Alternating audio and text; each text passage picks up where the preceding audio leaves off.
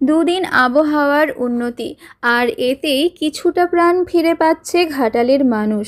বন্যা বিধ্বস্ত ঘাটালে শুধু সব হারানোর যন্ত্রণা, ঘরের ভেতরে জলের স্রোত, নষ্ট বিভিন্ন জিনিস। পিচের রাস্তার উপর দিয়ে চলছে নৌকো, যদিও সেই পরিস্থিতি কিছুটা উন্নতির পথে। ভারী বৃষ্টি না হওয়ার কারণে জল নামতে শুরু করেছে বিভিন্ন উঁচু জায়গা থেকে, তবে নিচু জায়গা এখনও জলমগ্ন। বিদ্যুৎ দফতরের বেশ কিছু জায়গায় বিদ্যুৎ সংযোগ করা হয়েছে। স্বাভাবিকভাবে বন্যা পরিস্থিতি কিছুটা কাটিয়ে স্বাভাবিক ছন্দে ফিরতে চলেছে ঘাটাল। সমস্ত নদীতে জলস্তর কমছে। আমরা প্রতি ঘন্টায় যে রিপোর্টটি পাই, তো সেই জল প্রত্যেকটা পয়েন্টে, বাঁকা পয়েন্ট থেকে শুরু করে সব গাদঘাট পয়েন্ট, সব পয়েন্টেই কমছে। এবং আমরা দেখতেও পাচ্ছি যে মাঠঘাট জাগতে শুরু করেছে, আবার জীবন ছন্দে ফিরতে শুরু করেছে। কিন্তু এখনও পর্যন্ত কিন্তু ব্লকের যে বিস্তীর্ণ এলাকা এবং ঘাটাল মিউনিসিপ্যালিটির কিছুটা এলাকা জলমগ্ন আছে। এখনও সব জায়গাতে আমরা ইলেকট্রিফিকেশন লাইন দিতে পারিনি, যেগুলো খুব নিচু জায়গা, সেই সব জায়গাতে কিন্তু এখনও বিদ্যুৎ পরিষেবা ব্যাহত আছে।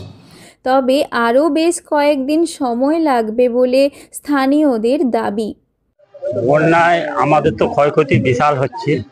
এই যে ক্ষয়ক্ষতি হচ্ছে, চাষবাস থেকে সব শেষ হয়ে গেছে, ঘর বাড়ি জল হয়ে যাচ্ছে, থাকার জায়গা এমন পজিশন হচ্ছে না, সে তিরপল একটা পাচ্ছি নি, এমন অবস্থায় চলছি। এই যে কোনো রকমের অপরের নৌকোয় যাতায়াত করতে হচ্ছে। বর্ষা এবং ঘাটাল যেন পরস্পরের মেলবন্ধন। বর্ষা শুরুতে এবারে বন্যা পরিস্থিতি।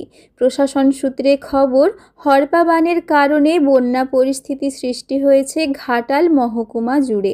বেশ কয়েকদিনের টানা বৃষ্টি এবং বিভিন্ন জলাধার থেকে জল ছাড়ার কারণে বন্যা পরিস্থিতির সৃষ্টি হয়, আর এতেই ভেসে যায় চাষের জমি থেকে বাড়িঘর।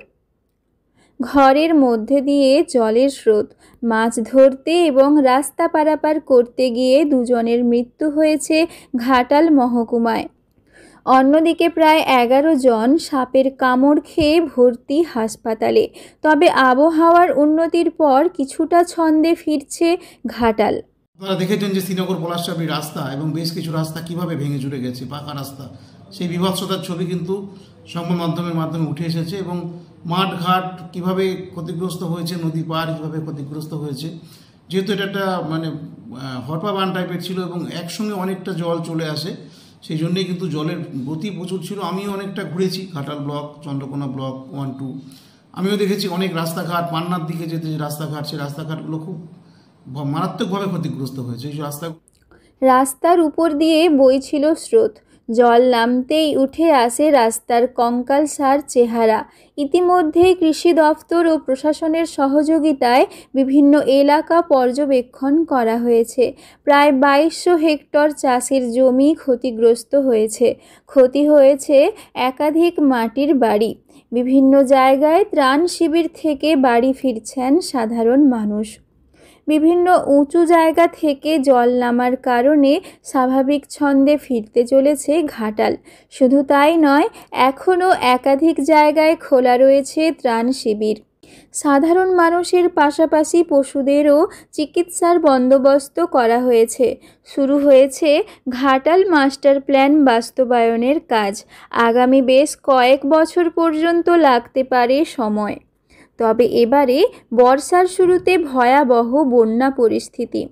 আগে থেকে ব্যবস্থা নেওয়ার কারণে সেই অর্থে তেমন কোনো ক্ষয়ক্ষতি না হলেও কৃষি জমি, মানুষের বাড়ি, রুটি রুজিতে সমস্যা হয়েছে।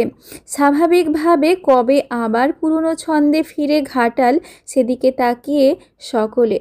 পশ্চিম মেদিনীপুর থেকে রঞ্জন চন্দ্রের রিপোর্ট, লোকাল 18 বাংলা।